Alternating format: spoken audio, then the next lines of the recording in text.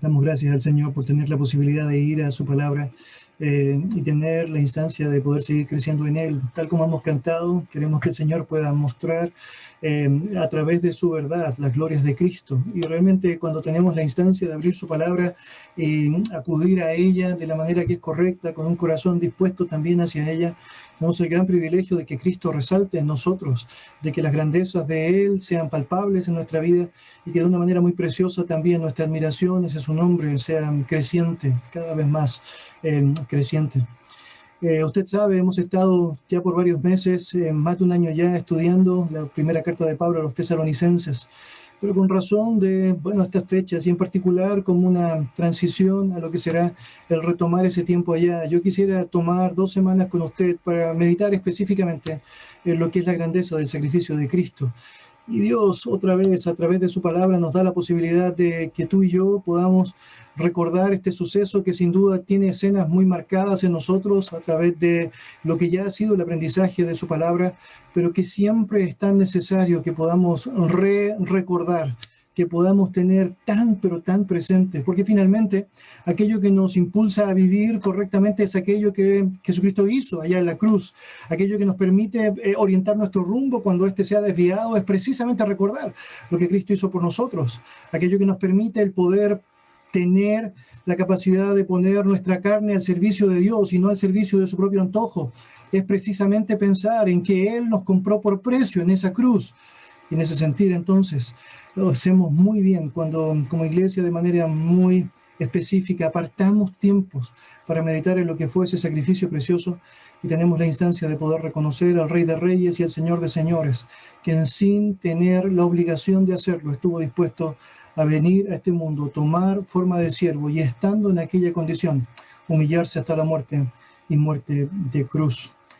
Cuando tú y yo pensamos en la muerte del Señor y todo aquello que involucra, todos aquellos episodios que estaban allá siendo parte de la escena, podemos considerar, obviamente, situaciones que son desgarradoras. Usted y yo podríamos imaginar lo que significa o no allá el anuncio de la traición de este discípulo que había estado con él y que, bueno, el Señor dice, le va a entregar y anticipa aquel suceso que sabemos, ya estaba urdido y planificado por Satanás y por Judas Iscariote, el clamor de la oración de Jesús en el Getsemaní, esperando que sus discípulos pudiesen velar con él, pero no hacen aquello, sino que duermen y duermen y duermen. Luego lo que significa específicamente la entrega de parte de Judas con ese beso traicionero y que también involucra una gran situación de admiración por nuestro Señor, que aún en ese momento está convocando, dando la oportunidad del arrepentimiento, pero aún así, nada de eso sucede allí. Luego tenemos, o no, episodio tras episodio de injusticia, la negación de Pedro, los testigos falsos, el hambre, el cansancio, el no dormir, el pasar de un juez a otro juez sin encontrar una acusación para llevar adelante de manera correcta lo que estaba urdido de parte de allá de los judíos, la muerte del Señor. Bueno, finalmente cuando agregamos a eso lo que significa esa corona de espinas, los escupitajos, las burlas, el cargar esa cruz por el Gólgota, bueno, francamente, genera en nosotros una pena profunda al saber que alguien estuvo dispuesto a sufrir todo eso con un propósito particular. Pero todo aquello que he dicho y que debe ser parte de la retina de cada cristiano cuando piensa en su Señor, no se compara con el dolor más grande, más cruento, más terrible, pero más duro que él tuvo que enfrentar. Es el momento en el cual en aquella cruz del Calvario el Padre se separa del Hijo y en ese momento Jesucristo carga el pecado de todos nosotros, siendo obviamente el depositario de la ira de Dios. En ese contexto, tal como dice su palabra, el justo por los injustos paga el precio que sabemos tú y yo deberíamos pagar.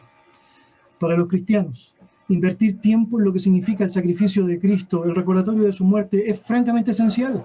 Es porque por medio de la muerte de Cristo, usted y yo sabemos que tenemos vida, pero también por medio de la muerte de Cristo, usted y yo sabemos que tenemos un mensaje.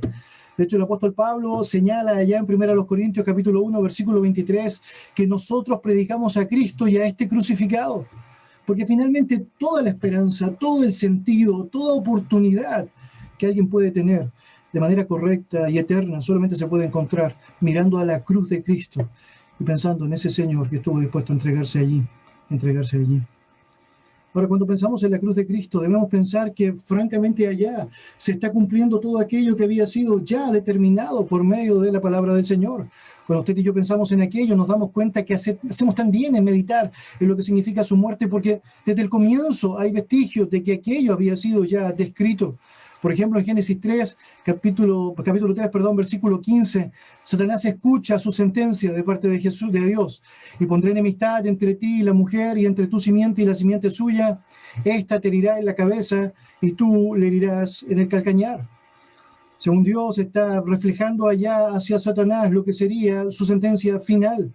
Había una herida mortal en la cabeza que iba a recibir producto de la semilla de la mujer, la simiente de la mujer. En este caso sabemos, Jesucristo mismo, que viene al mundo precisamente allá después del nacimiento por medio de una mujer para ser quien iba a dar en esa cruz del Calvario el golpe final a Satanás. El profeta Isaías revela de manera muy descriptiva lo que 600 años después iba a suceder. Capítulo 53, versículos 4, 5 y 10 señalan: ciertamente Él llevó nuestras enfermedades y sufrió nuestros dolores, y nosotros le tuvimos por azotado, por herido de Dios y abatido. Mas Él herido fue por nuestras rebeliones, molido por nuestros pecados. El castigo de nuestra paz fue sobre Él, y por su llaga fuimos nosotros curados. Con todo esto, Jehová quiso quebrantarlo, sujetándole a padecimientos. Cuando haya puesto su vida en expiación por el pecado, verá linaje, vivirá por largos días, y la voluntad de Jehová será en su mano prosperada. Bueno, el profeta Daniel también nos habló de Jesucristo y aquello que iba a suceder. Dice el capítulo 9, versículo 26, con exactitud, en cumplimiento de las semanas que él había determinado allá, el caso de Dios para con su pueblo. Y después de las 62 semanas, se quitará la vida al Mesías, mas no por sí. Y tenemos allá la descripción específica de cómo el Señor iba a ser entregado por sus acusadores, iba a ser muerto en aquella cruz. Luego llegamos al Nuevo Testamento y avanzamos allá en la descripción que este nos da. Primera de Pedro, capítulo 3, versículo 18. Dice: porque también Cristo padeció una sola vez por los pecados, el justo por los injustos, para llevarnos a Dios, siendo la verdad muerto en la carne, pero vivificado en el Espíritu. El apóstol Pablo a los Gálatas le señala lo siguiente. Allá en el capítulo 3, versículo 13, Cristo nos redimió de la maldición de la ley, hecho por nosotros maldición, porque está escrito: maldito todo aquel que es colgado en el madero. El mismo Pablo señala a los Corintios, en 2 Corintios capítulo 5, verso 21, al que no conoció pecado, por nosotros lo hizo pecado, para que nosotros fuésemos hechos justicia de Dios en él. Y cuando llegamos al final de la revelación, Juan, escribiendo su primera epístola, señala en el capítulo 2, versículo 2, y Él es la propiciación por nuestros pecados, y no solamente por los nuestros, sino también por los de todo el mundo.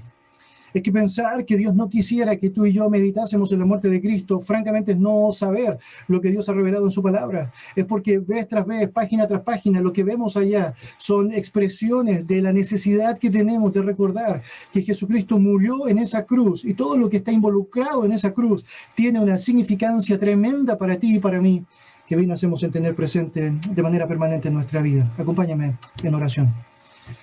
Señor, te damos muchas gracias por darnos la oportunidad de tener este tiempo en donde queremos, Señor, apartar minutos de nuestra vida para considerar con detalle algunos aspectos de lo que involucró esa muerte, Señor, terrible en todo aquello que Cristo tuvo que vivir, pero, Señor, tan vivificante para nosotros. Señor, la paradoja de todo lo que eso involucra, claramente no podemos nosotros explicarle a nuestra mente finita.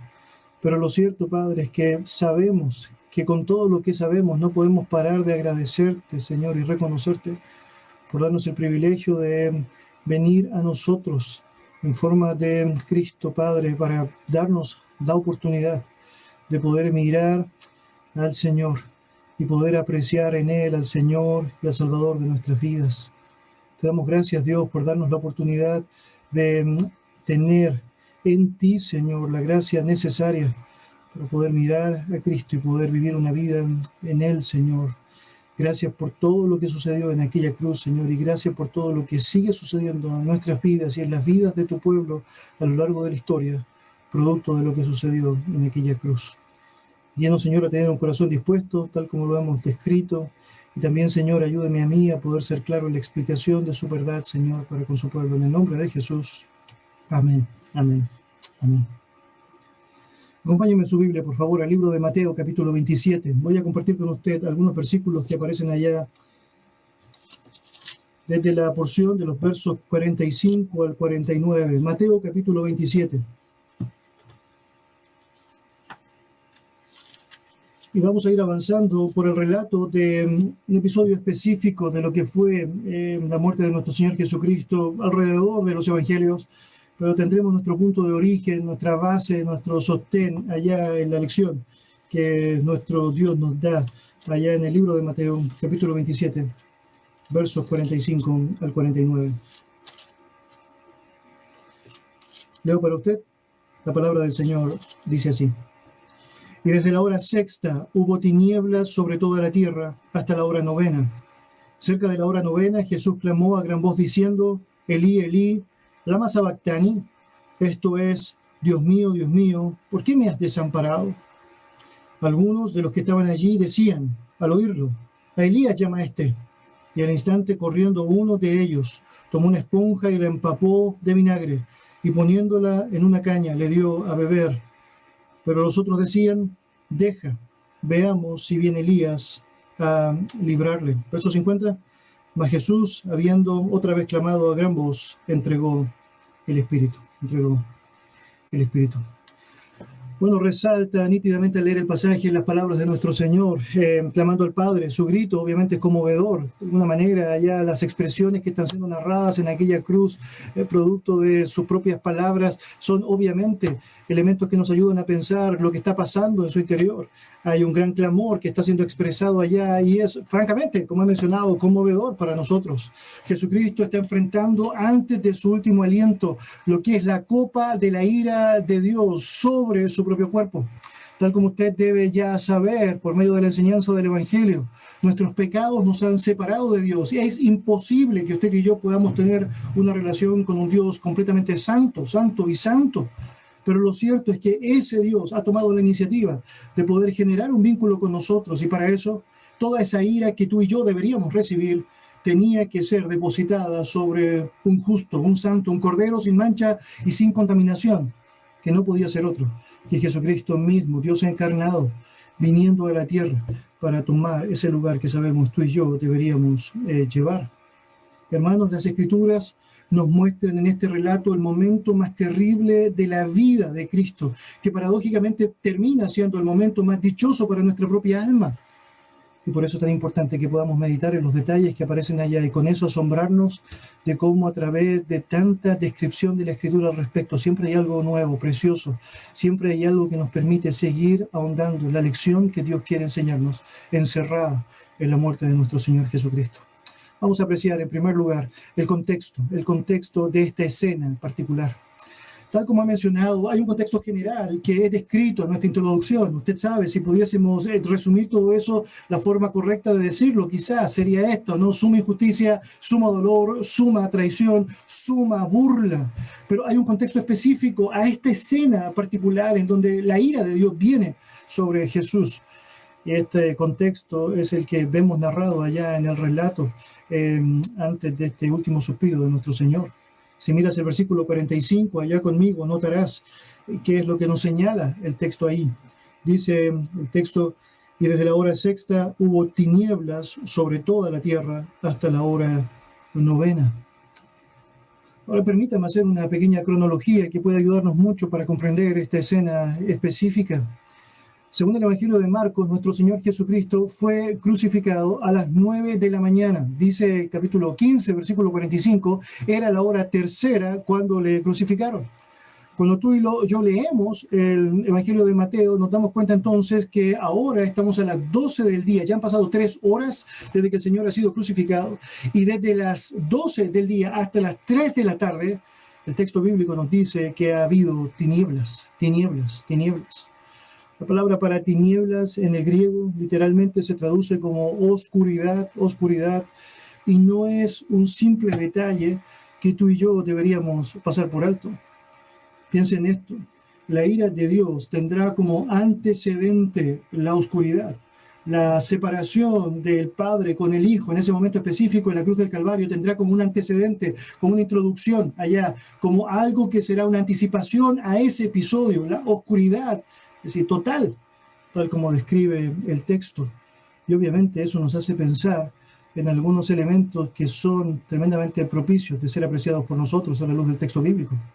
Dice, por ejemplo, Primera de Juan, capítulo 1, versículo 5, hablando del carácter de Dios, lo siguiente: este es el mensaje que hemos oído de Él y os anunciamos, Dios es luz y no hay ninguna tinieblas en Él. ¿No le parece paradójico eso? Es decir, llega el momento de la muerte de nuestro Señor Jesucristo y Dios, quien se describe a sí mismo como luz, que no tiene ninguna tiniebla en Él, está permitiendo que precisamente antes de esa entrega las tinieblas sean lo que cubra toda aquella escena, todo aquel episodio. No hay ninguna comunión, según el texto bíblico, entre Dios y las tinieblas. Y precisamente Jesús está experimentando esa realidad. El que no cometió pecado por nosotros lo hizo pecado, dice el texto bíblico. Y Dios está separándose, el Padre está separándose de Jesús. Y esto es obviamente desgarrador, desgarrador. Para mí es muy interesante notar cómo todas las descripciones del Nuevo Testamento son muy claras para mencionar cómo las tinieblas se asocian a situaciones de juicio.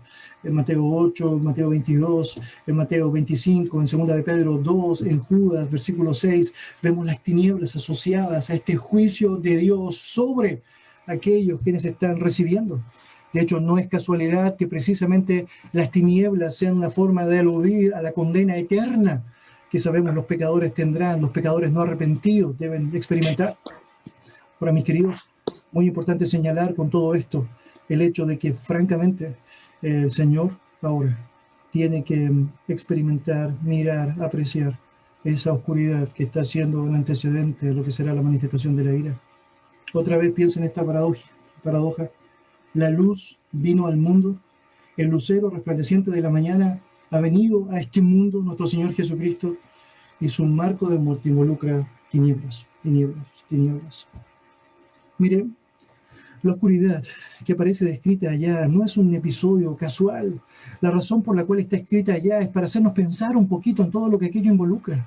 Mis queridos, no es casualidad que precisamente la hora en donde el sol alumbra con mayor fuerza, desde las 12 hasta las 3 de la tarde, precisamente haya habido la oscuridad que hubo ahí. El hecho de que el texto mencione allá que cubrió toda la tierra puede referirse a toda la tierra de Israel, o aún puede referirse a todo de manera global. Sabemos que Dios puede hacerlo si quiere hacerlo, y de alguna manera esa oscuridad se hace notoria, se hace evidente, clara. Cada persona que estaba siendo testigo de este momento podía notar algo que era absolutamente extraño, absolutamente extraño. Mis queridos, eso no es un eclipse natural, usted debe saber. Siempre la Pascua se celebraba cuando había luna llena, y un eclipse solar es imposible que pueda llevarse a cabo durante la luna llena, en la que la Tierra se encuentra entre el Sol y la Luna, haciendo imposible que estos puedan cubrirse. Lo que tenemos acá es francamente la obra sobrenatural de Dios, permitiendo que esto suceda, porque quiere decir algo, quiere mostrarnos algo. Dios, en su omnipotencia, ha decidido, tal como en otros pasajes de la Biblia, hacer un cambio, es decir, natural, para darnos una lección, ¿Recuerda usted? En los tiempos de Moisés, dice la Biblia, hubo tinieblas en Egipto, producto de una plaga gigantesca de langostas, que al volar, dice que bloquearon la luz del sol. Todo ese relato aparece descrito allá en Éxodo 10. En los tiempos de Josué tenemos otro relato astronómico bien interesante, en donde se involucra allá el sol también, en Josué capítulo 10. En la época de sequía, dice el texto bíblico que las sombras retrocedieron 10 grados, cuando la rotación de la Tierra al parecer retrocedió 40 minutos. Dios puede hacerlo sobrenaturalmente, y precisamente sucede allí con Jesús en la cruz. Y déjenme decirlo así: el Dios que usted y yo tenemos es suficientemente grande para hacer lo que Él quiera, y lo hace. Mis queridos, las tinieblas son el antecedente a lo que será el desgarrador relato del clamor de nuestro Señor, y ciertamente son un recordatorio apropiado de que esa cruz era un lugar de juicio, y que esas terribles horas de tinieblas son para que Cristo de otra manera esté llevando allá todo lo que significa el peso de nuestra propia vida, el recordatorio de lo que usted y yo sabemos, significamos en nuestro pecado, oscuridad, es decir, terror, es decir, francamente, tinieblas. Lo cierto es que esa culminación de el clamor que nuestro Señor llevará adelante a continuación está antecedido entonces por medio de esas tinieblas terribles que nos hablan de esta separación que empieza a manifestarse entre Dios y nuestro Señor. Seguimos avanzando en el relato y el texto nos muestra ahora este episodio terrible, el clamor de la consumación. Mira versículo 46, por favor, allá conmigo en tu Biblia. Dice el texto: cerca de la hora novena, Jesús clamó a gran voz diciendo: Elí, Elí, lama sabactani. Esto es: Dios mío, ¿por qué me has desamparado? Y lo que tenemos allá es un relato que seguramente hemos escuchado en varias ocasiones. En primer lugar, es revelado a través de este clamor doloroso, francamente doloroso. Al final del periodo de oscuridad, Jesús expresa su gran aflicción. Y Mateo nos expresa que ahora, cerca de la hora novena, es decir, las 3 de la tarde, Jesús está clamando a gran voz. A gran voz. Esto es algo fuertísimo. Note usted allá, lleva varias horas en esa cruz. Su desgaste ha sido tremendo. Está ocupando sus últimas fuerzas. Y está utilizando parte de esas últimas fuerzas para clamar, Elí, Elí, lama sabactani. Esto es: Dios mío, ¿por qué me has desamparado? Mis queridos, el término Elí, o la palabra Elí, en arameo, es literalmente Dios. En el libro de Marcos usted va a notar que se escribe como Eloi. Y otra vez, es la idea allá. El arameo es Eloi, Elí es el hebreo específicamente allá.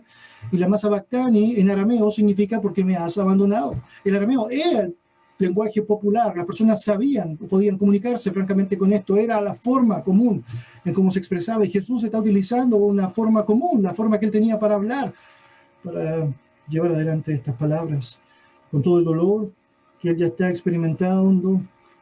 Ahora vemos lo terrible que tiene que enfrentar el hecho de la separación, el abandono, lo que significa esta distancia, es decir, de Dios en aquel momento en el madero.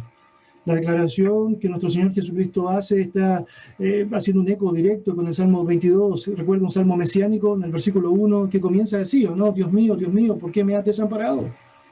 Queridos, hay algo que debe ser mencionado y tiene que ver con la forma en cómo Jesús se expresa.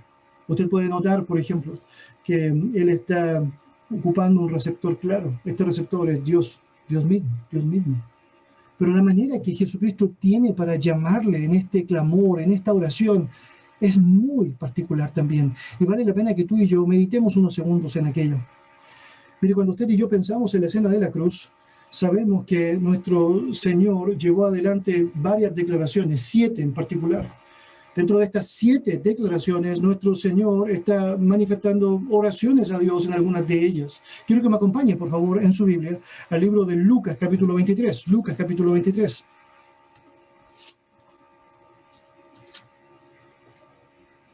Lucas, capítulo 23.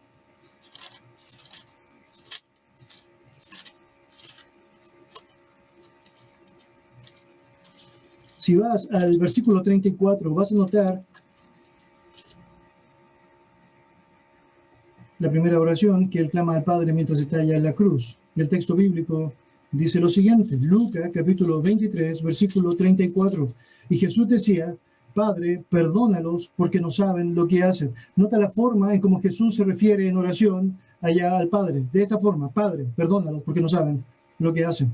Ahora voy a mostrarte cuál es la 7ª declaración, la última, antes de morir. Si me acompañas al mismo capítulo 23, ahora el versículo 46. Mira. Lucas 23, versículo 46, dice el texto: Entonces Jesús, clamando a gran voz, dijo: Padre, en tus manos encomiendo mi espíritu. Y habiendo dicho eso, expiró. Por lo tanto, vemos que en la cruz él tiene una relación directa por medio de la oración con el Padre, por medio de estas exclamaciones hacia el Padre. Y se refiere tanto en la primera como en la última de estas declaraciones a él de esa manera, como su Padre. Una relación de cercanía, de intimidad, de relación. Una relación que es tan vista a lo largo de lo que significa su ministerio terrenal. El que ha visto a mí, ha visto al Padre. Si nadie puede llegar al Padre si no es por mí. O no, es que eran, francamente, quienes vivían una relación preciosa de intimidad dentro de lo que involucra esta relación maravillosa de la Trinidad. Pero en esta oración, la que tú y yo acabamos de apreciar en el libro de Mateo y que nos hace referencia a esta 4ª de las 7 últimas declaraciones, vemos que Jesús se refiere al Padre de una manera distinta. Él está diciendo, Dios mío, ¿por qué me has desamparado? Y la razón de la diferencia radica específicamente en que Jesús ahora está enfrentando el peso del juicio de Dios. Lo que tenemos acá es una situación en donde el trato es más bien judicial y no paternal. Jesús está enfrentando allá fuertemente todo lo que involucra el peso del pecado, de un pecado que le hace culpable ante Dios Santo, producto de nuestros propios pecados, al ser nuestro representante perfecto. Permíteme argumentar este punto simplemente diciendo que en todo el relato de los evangelios tenemos 21 oraciones de parte del Señor Jesucristo detalladas. En esas 21 oraciones, tú debes saber, 20 de ellas, siempre Jesucristo está diciendo Padre, Padre, Padre, Padre, Padre, Padre, Padre, Padre, Padre. Es decir, es la única oración en donde Jesús se refiere a Él como Dios y no como Padre, es en esta. Y es porque tiene un sentido, tiene un gran sentido. Mis queridos, nos ayuda a pensar que el Señor Jesucristo realmente vino a hacer lo que se le había solicitado. El llevar adelante en ese momento esta separación con el juez del cielo y de la tierra, en donde debía Él pagar el precio que sabemos tú y yo deberíamos pagar, y que está ahora frente a ese juez eterno, manifestando su pago, es algo que debe hacernos pensar en la magnitud de su amor. Como principio también nos ayuda a pensar que en el momento de mayor aflicción se dirige a Dios, y yo debería decir, esto es de gran valor para nosotros. En los momentos de gran aflicción, tú y yo debemos saber que no es el hombre el que puede ayudarnos de manera eficaz, sino que Dios mismo quien puede hacerlo. Y Jesús nos está dando ejemplo aún en ese momento de dolor para mostrarnos qué es lo que deberíamos hacer. La frase, ¿por qué me has desamparado? Dios mío, ¿por qué me has desamparado? Es el grito del alma de nuestro Señor Jesucristo. Él está cargando el pecado de todos nosotros y es una expresión profunda de un dolor que es indescriptible. Recordará usted que solamente horas antes que eso, Él ha orado en el Getsemaní de la siguiente manera: si es posible, Padre, que pase de mí esta copa, pero que no se haga mi voluntad sino la tuya. Es que Él podría, de una manera muy palpable, magnificar lo que sería este momento. Permítame citar a Matthew Henry en lo que es su descripción de este relato, haciendo allá una clara alusión a este dolor terrible que Jesucristo tiene que experimentar. Matthew Henry dice lo siguiente, leo para usted, textual: profundísimo misterio, sin que el Padre cesase de amarle, ni él al Padre. El Padre con todo le desamparó, le entregó en manos de sus más crueles enemigos, y allí le dejó sin intentar librarle de tales manos. Ningún ángel fue enviado desde arriba para librarle. Ningún amigo surgió desde abajo para aliviarle. Cuando su alma estuvo antes conturbada, huyó una voz del cielo para confortarle. Cuando en su agonía del huerto se sintió triste y despavorido, apareció un ángel para darle fuerza. Pero ahora no tenía ni lo uno ni lo otro. Dios ocultó completamente su rostro de él. ¿Por qué? Cristo estaba siendo hecho pecado y maldición por nosotros. Nada menos que eso.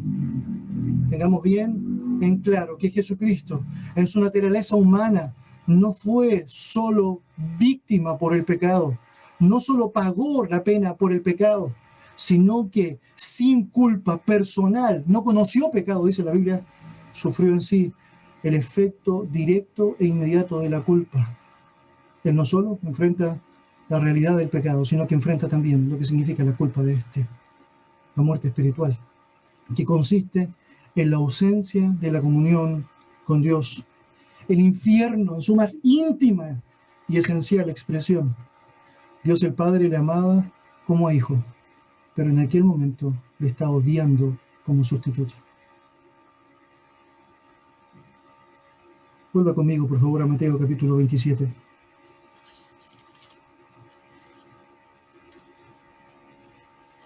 Versos 47 al 49. La palabra del Señor dice así: algunos de los que estaban allí decían al oírlo: a Elías llama a este. Y al instante, corriendo, uno de ellos tomó una esponja y la empapó de vinagre y poniéndola en una caña le dio a beber. Pero los otros decían: deja, veamos si viene Elías a librarle. Mis queridos, ya como he mencionado, que el arameo era la lengua común, aquí no tenemos una confusión. No es que ellos piensan que él está llamando a Elías, ellos saben lo que está diciendo, claramente lo saben. Lo que está sucediendo acá es que ellos están burlándose de Jesús. Es otro intento sádico y cruel de querer despreciar al santo de los santos. A Elías llama esta descripción básicamente era un juego irónico de palabras. Están mofándose de Cristo, quien está ahí en la cruz, hablando a Dios. Según el Evangelio de Juan, ya llegando a este momento terrible, terrible, Jesús exclama tener sed. Dice Juan, capítulo 19, versículo 28, después de esto, sabiendo Jesús que ya todo estaba consumado, dijo para que la escritura se cumpliese, tengo sed, tengo sed. Y me impresiona a mí, mis hermanos, pensar que aún hasta en ese momento de la cruz, Él no se desconecta de su responsabilidad obediente, su responsabilidad de dar cumplimiento perfecto a todo aquello que estaba determinado. Él debía beber en esa cruz del Calvario, y aunque nada de lo que pudiese tomar iba a disipar toda su deshidratación y todo lo que era necesario para ese cuerpo molido y herido, lo cierto es que Él está llevando adelante aquel episodio. Y según nuestro texto, en el versículo 48, al instante corriendo uno de ellos, de los mismos que se burlaban, de los mismos que están mofándose de él, tomó una esponja y le empapó en vinagre y poniéndola en una caña le dio a beber. Mire, tal como ha mencionado, difícilmente eso podría disipar algo de lo que era necesario para el cuerpo del Señor. Pero su gran alimento, su gran deleite era llevar adelante la voluntad del Padre. El clamor doloroso que tú y yo podemos notar en este relato específico, obviamente deben hacernos pensar en cuánto peso le damos nosotros a lo que significa nuestro propio pecado personal. El saber que el Señor cargó por nuestros pecados, con todo lo que significa nuestro pecado. Y estoy hablando de la reflexión necesaria que tú y yo debemos hacer. Nos debe hacer pensar de cuán innecesario es que sigamos en nuestra vida jugando, lidiando con la carne, pensando que de alguna manera, es decir, hay algo más que quisiera agregar dolor a nuestro Señor. Por la gracia suya, nuestro texto no termina allá. Tenemos el clamor victorioso, el clamor victorioso. Si usted mira allá el versículo 50 de Mateo 27, notará que este señala lo siguiente. Mas Jesús, habiendo otra vez clamado a gran voz, entregó el Espíritu. Mire, note, ha clamado a gran voz. Sí, cruel, sí, duro, sí, un relato, Dios mío, ¿por qué me has desamparado? Pero ahora vuelve a clamar a gran voz otra vez, es decir, a gran voz, es decir, todos tienen que escuchar lo que esto significa, pero también todos tienen que escuchar que esto se haya acabado. Un último clamor victorioso de consumación. Según Juan, capítulo 19, versículo 30, este fue su clamor. Cuando Jesús hubo tomado el vinagre, dice el texto allá, dijo, consumado es, y habiendo inclinado la cabeza, entregó el Espíritu. La frase consumado es, en griego, es una sola palabra. Esa palabra es tetelestai. Y precisamente lo que notamos con esto no es simplemente que su vida terrenal estaba concluyendo, es decir, que él iba a morir, se acabó, sino que además él está mostrando con eso que ha cumplido a cabalidad todo aquello que el Padre le había encomendado. La obra de Cristo, aquella por la cual Él vino a este mundo, está llevándose adelante de manera perfecta. Y Jesús está diciendo, no hay nada que pueda retener aquello para lo cual fui enviado. Y está diciendo, consumado es. Es decir, he llevado adelante la tarea que se me asignó. Lo he hecho de manera perfecta. Y tal como dice Hebreos capítulo 12, por el gozo puesto delante de Él, sufre esa cruz para dar oportunidad a ti y a mí de apreciar una vida y una esperanza en Él. La palabra del Señor nos dice que Él entregó su Espíritu. Y con eso también podemos notar cómo Él está hasta el último momento de su vida teniendo el control sobre esta. Juan capítulo 10, versículos 17 y 18 dice lo siguiente, escuche con atención. Por eso me ama el Padre, porque yo pongo mi vida para volverla a tomar. Nadie me la quita, sino que de mí mismo la pongo. Tengo poder para ponerla y tengo poder para volverla a tomar. Y precisamente esta escena que nos habla de su control para ser Él finalmente quien decidió cuándo debía entregar su vida en el momento perfecto. Es el mismo poder que 3 días después va a evidenciar cómo Él tenía la capacidad de volverla a tomar. de volverla a tomar. Mis amados, este grito final consumado es uno de los gritos que los cristianos deberíamos tener tan presente también en nuestra vida siempre. El saber que ya no hay condenación para los que están en Cristo. Es algo que se nos recuerda permanentemente cuando podemos pensar en esta frase, consumado fue, Él ya pagó, Él ya pagó. Pensar que francamente nuestra vida está segura en sus manos y que nada nos puede separar de su amor. Es algo que se cierra completamente en nuestra vida cuando entendemos el tetelestai, con todo lo que aquello involucra, con todo lo que aquello significa, con todo lo que aquello entrega. Nuestro Señor Jesucristo se ha entregado de manera voluntaria y todo suficiente para darnos a nosotros la posibilidad de obtener en Él una victoria preciosa, preciosa, preciosa, que no queremos en ningún sentido desconocer, sino que queremos recordar de manera permanente. Mis amados, este es el final del relato del libro de Mateo. Estamos llegando ya quizás al penúltimo capítulo antes de que este termine. Y lo cierto es que me asombra muchísimo el pensar que Mateo comienza diciendo allá en la voz del ángel hacia María, el hijo que tendrá será el salvador del mundo, ¿no? Y es muy interesante porque cuando él menciona allá esta frase a María, le señala y dará a luz un hijo y llamará su nombre Jesús, porque él salvará a su pueblo de sus pecados.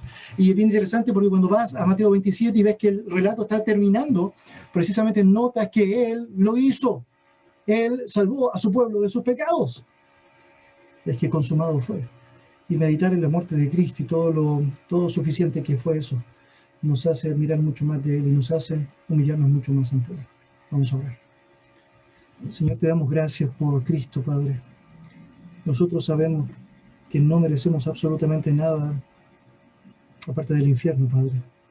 Y Señor, nosotros sabemos que hubo alguien que estuvo dispuesto a vivirlo por nosotros. Jesús, la expresión misma, Señor, de la separación con el Padre, la muerte espiritual misma, Señor, evidenciada por Él en esa cruz del Calvario. Tal como tu palabra lo indica, el justo por los injustos, el que no conoció pecado por nosotros haciéndose pecado. Señor, en esa cruenta cruz, por medio de ese cruel dolor.